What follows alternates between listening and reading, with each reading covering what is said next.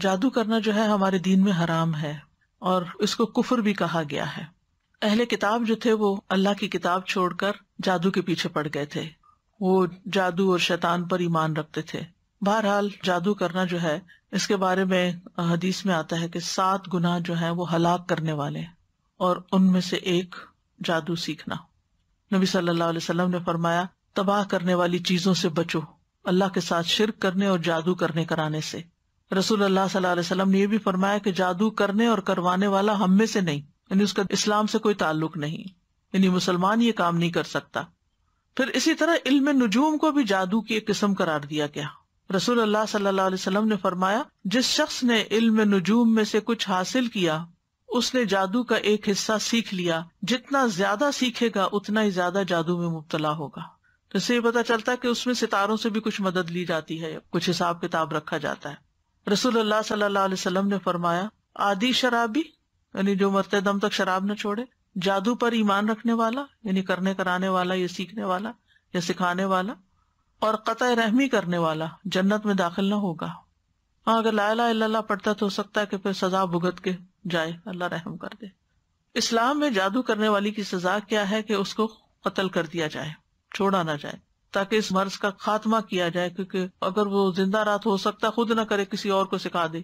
اور جب لوگوں کو پتا چلتا ہے نا کہ اس کا جادو چلتا ہے یا یہ جادو کرنے کا لوگ نہیں اس کو چھوڑتے، اور پھر وہ واپس پلٹ آتا ہے اسی چیز پر۔ بجالہ کہتے ہیں کہ ہمارے پاس حضرت عمر کا خط ان کی وفات سے 1 سال پہلے آیا، اس میں لکھا تھا ہر جادوگر کو قتل کر دو۔ حضرت عمر نے حکم دیا تھا، تو ہم نے ایک دن میں 3 جادوگر مار ڈالے۔ جادو کرنے کی مختلف وجوہات ہوتی ہیں، عموماً دشمنی، حسد، رنجش یا کسی سے انتقام لینے کے لیے جادو کیا کرایا جاتا ہے۔ اس کا مقصد ہوتا ہے کہ دوسرے کو کسی ذہنی یا جسمانی بیماری میں مبتلا کر دیا جائے، کوئی کسی کام کے قابل نہ رہے۔ یا اگر کچھ لوگ مل کے کوئی بزنس کر رہے ہیں اور وہ بزنس بہت فلرش کر رہا ہے تو دوسروں کو حسد ہو جاتا ہے کہ ان کو توڑو، آپس میں ان کے درمیان پھوٹ ڈالو تاکہ یہ الگ الگ ہو جائیں گے تو یہ کام کاروبار بھی بیٹھ جائے گا۔ اسی طرح میاں بیوی میں تفریق ڈالنا، والدین اور اولاد کے بیچ میں لڑائیاں ڈلوانا، پڑوسیوں میں فساد، دوستوں میں جدائی، بہن بھائیوں کے بیچ میں نفرت، رشتوں، اولاد یا کاروبار میں رکاوٹ یا بندش ڈالنا، یہ عام طور پر جادو کے مقاصد ہوتے ہیں۔ پھر جادو کی کئی اقسام ہیں۔ کچھ جادو انسان کو مار ڈالتے ہیں، یعنی ایسی بیماری لگ جاتی ہے انسان کو کہ وہ سروائیو بھی نہیں کر سکتا۔ کچھ صرف بیمار کر دیتے ہیں۔ کچھ جادو انسان کی عقل کو ختم کر دیتے ہیں۔ کچھ جادو انسان کے جسم کے کچھ حصوں کو بے حس بے حرکت کر دیتے ہیں۔ کچھ جادو ایسے ہیں کہ جو انسان کے حواس میں تبدیلی پیدا کر دیتے ہیں، یعنی چیز کچھ ہوتی ہے اس کو کچھ اور ہی نظر آ رہی ہوتی ہے، متحرک چیز کو ساکن دیکھتا ہے، ساکن کو متحرک دیکھتا ہے۔ کچھ جادو محبت کھینچ لاتے ہیں، کچھ جادو نفرت کی وجہ بنتے ہیں۔